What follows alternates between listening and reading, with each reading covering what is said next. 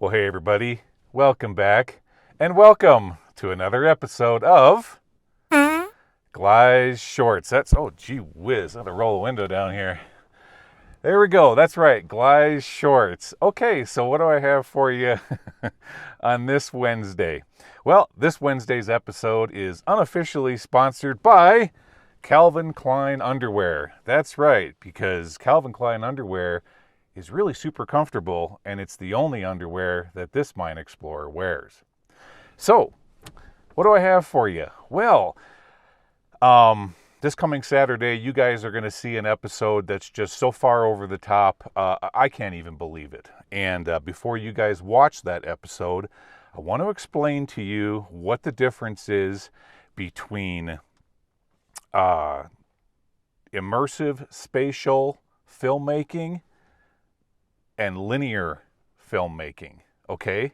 If you have this information in your heads, you're going to be able to watch the video then and go, okay, I see what he was talking about, okay? So before we get into the whiteboard, let me tell you a little bit about this coming Saturday's video. It is, what I found is so far over the top. Now, guys, I put mines into like two different categories for me. There's museum mines. A museum mine is a mine that I find where nobody else has discovered it. All the artifacts are still in place. Cans, bottles, tools, etc. None of it has been taken. It's all still sitting there. That is what's called a museum mine. And then I have what are called architectural mines. An architectural mine is like what you guys watched a few weeks back when I found that newspaper. You know, all that terrific woodwork, all of the construction and carpentry, all the infrastructure that goes into a mine like that, okay? That's what that kind of a mine is. So what I have for you this coming Saturday is an architectural mine. And it's just completely below your mind. It blew my mind, but it was incredibly dangerous. Now that you have that information, let's talk about the difference between linear and immersive spatial filmmaking. Okay, so here's what we're going to do. I got my whiteboard here that I went and picked up at the dollar store for 99 cents. All right, and we're going to use red. There we go. Let's use red. See, I can see that red. That's red. Okay, we're going to use red to depict the camera, right? Okay, here's our camera, like that. That's our camera, okay? And then I'm going to use black to depict its field of view. This is a camera's field of view, right? Okay, right here. That is your field of view, going that direction.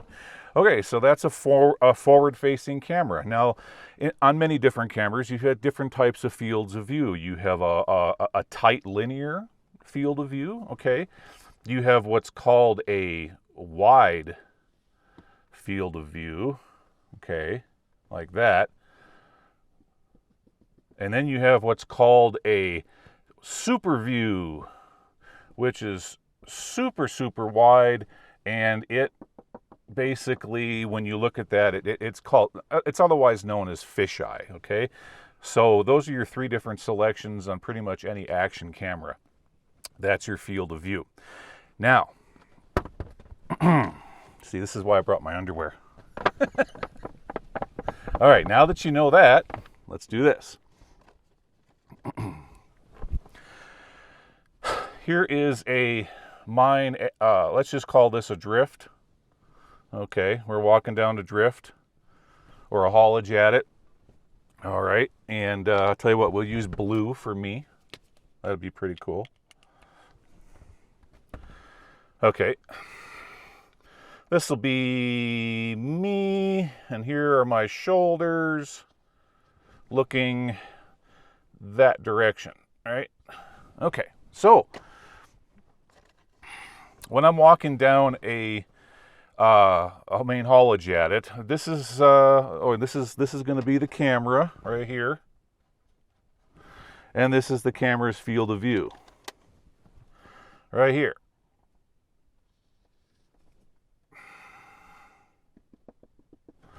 Okay.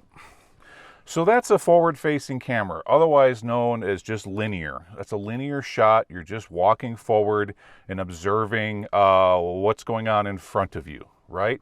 Now, this technique has been used or implemented for years and years and years. My gosh, it's just, you know, you can go anywhere on YouTube and see this type of filmmaking.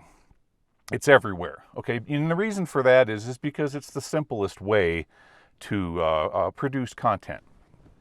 But over the years, I said to myself, I want to do something different. I want to create a more immersive experience for my audience, and which is going to completely revolutionize the way that you guys see abandoned mines as well as hear me go through the space.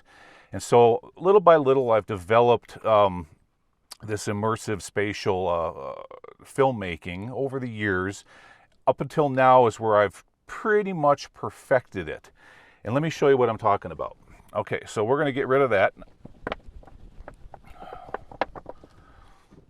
And we're going to draw a, let's just say another haulage at it here. We'll just go like that.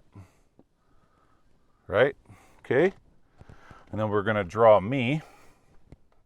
I'm going to put my big fat head right there and my shoulders, okay, like there.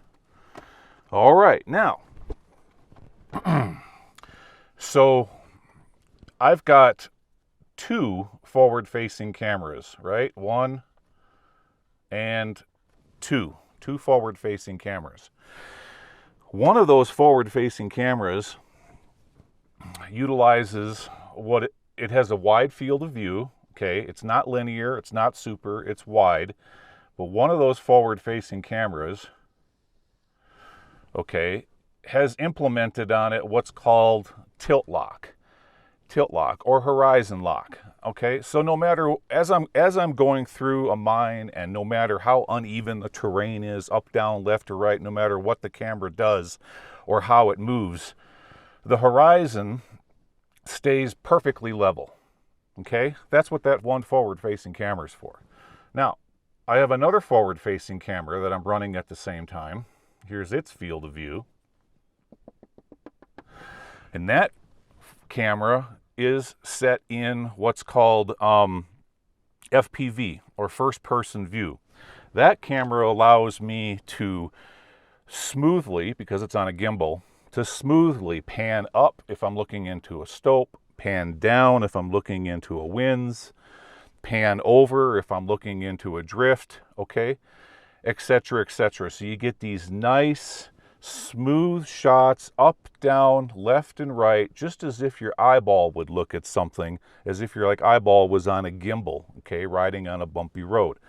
And that's what that camera's for. So the one is great for that nice long shot when you're going through a drift. The other one is super cool when you're observing things within the mine, okay? This technique right here is what I implemented on my channel for probably at least the first 2 to 2.5 years. All right, then woke up one day and got the brilliant idea to implement even more. So let's create another camera. I also have another camera on my forehead, which is what I call helmet cam, okay? And what helmet cam does is it throws out a short frame of view that goes out roughly midway is what I use that shot for, okay? And helmet cam is like, let's say if I'm climbing a ladder, okay, or grabbing onto something, it's like a quick edit to where if you want to see me doing something like that, grabbing, holding, looking around real fast, like if a boulder falls and I need to catch it, or if a bat flies by my head, it'll capture that. So it's for those really up close and personal shots. Or even sometimes I've used it for, like, if I discover an artifact and you can see my head nod down to look at the artifact, then I put that into place. That's what that camera's for. All right, but it doesn't end there. Let's keep adding cameras. All right, now, you guys have probably seen it when I'm wearing all my kit. I've got what's called a parrot the parrot cam. That's what I've nicknamed it, the Parrot. And the Parrot sits on my right shoulder here. And what the Parrot is a 360 camera. Now, because my head is in the way, that 360 camera only has a field of view. Grab my black here. That 360 camera only has a field of view that kind of looks like this. We're going to draw it like a line there, okay? And then out to somewhere right in here, and then, so there you go, 360 degrees all the way around that. Okay, but it doesn't see this part right here because I'm in the way. But it captures all of this stuff. That camera right there has been awesome for capturing shots like if I'm in a tight corridor where the field of view is only capturing a tight observable space. Well, if I pop over to the 360, it really opens the space up nice and wide. So you get a feel for, like, let's say if I'm walking into a station, you know, a station where you've got like an incline shaft going down, ladders, incline shaft going up. You've got a lot of woodwork all the way around. Well, to capture that, you're only gonna, if you're using your forward-facing camera, you're only gonna see that field of view. But what I like to do is I like to splice in quickly a wider field of view so that you guys get a sense of the entire space. And in editing, what it's called pre-rendering, because with 360 cameras, before you can take all the footage over to your editor, you've got to lock in gosh, the word ain't coming to me right now. Keyframes. And then once you lock in all your keyframes, you pre-render the footage, and then you can take that footage and then throw it into your editing software and then edit it from there. So all 360 software has to be pre-rendered. So now, okay, so that's what that camera is doing. And then finally, we're going to take it even one step further. I also have a 360 camera that's sitting right on top of my rig, which is holding the two forward-facing cameras that we just talked about. Okay, we're going to put that one right there. Now, the awesome thing about that 360 camera is because it's being held out generally close to arm's length, that camera is also seeing a 360-degree view all the way around my body, except for the space right behind my head and right behind my shoulders, right there, okay? What does that do for me? Well, that allows me to create or show you guys like a rear-facing selfie shot, like if I'm going down and I'm having a conversation with you, and there's like an expression, or I laugh at something, or I'm talking to you. That's where I want to, bring in a quick selfie shot to help make you. That helps make you become part of the conversation, is what that's for. The other nice thing about that 360 on the rig is I can then take my rig, okay, and if I'm going through an obstacle course of some kind, I can set my rig off to the side with that 360, and that's how that 360 captures all of the action that you're seeing, like me climbing up a ladder, or me trying to climb over an obstacle, or underneath a collapsed ore chute, because the camera would be sitting off to the side over here, right? Like that, okay? And now because it's sitting off to the side over there, it's capturing, we're going to draw another big circle here, because it's 360, and it's capturing what I'm doing from a distance. See that? Okay. So I use 5 cameras. 5 cameras every time I go into an abandoned mine. And after all that footage is synced, and after everything is linked up with the audio, then I bring it all back, and I can splice in between every single one of these cameras to formulate a final edit. And what that does is it helps immerse you guys into the experience. It helps you feel what it is that I'm feeling being in these spaces that I explore. Does that make sense? So because of that, that's why my content looks so much different than everybody else's, okay? And that is what I've been going after for all of these years. I really wanted to create an immersive experience for you guys, because there's so much more to these mines and so much more to these places that I find than just a forward-facing linear view. There's stuff all around, and 9 times out of 10, I'm always finding things when I'm editing that I've completely missed, that these 360-degree cameras are capturing. But because I'm maintaining my situational awareness, and you have to, because these places are super dangerous. And you want to talk about super dangerous, just you wait until you see this Saturday's video.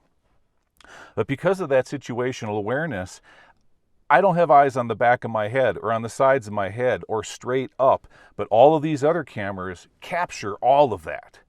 And so when I get back to my desk and I start editing, I see all of those things, and I like to point them out to you so that you get a feeling of just how crazy some of these places are. Okay, guys, that's it. That's what I wanted to show you today. So now when you watch this Saturday's video, which I put, there's 20 hours.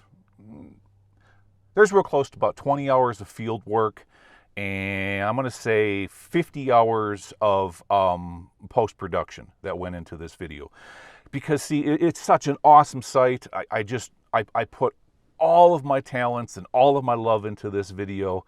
You guys are really going to enjoy it. It's so far over the top, what I found. You're just not going to believe it.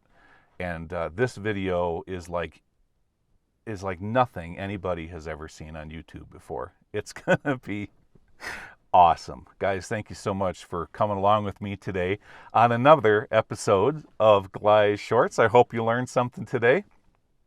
And I'll see you all again this coming Saturday. All right, take care, everybody. Bye-bye.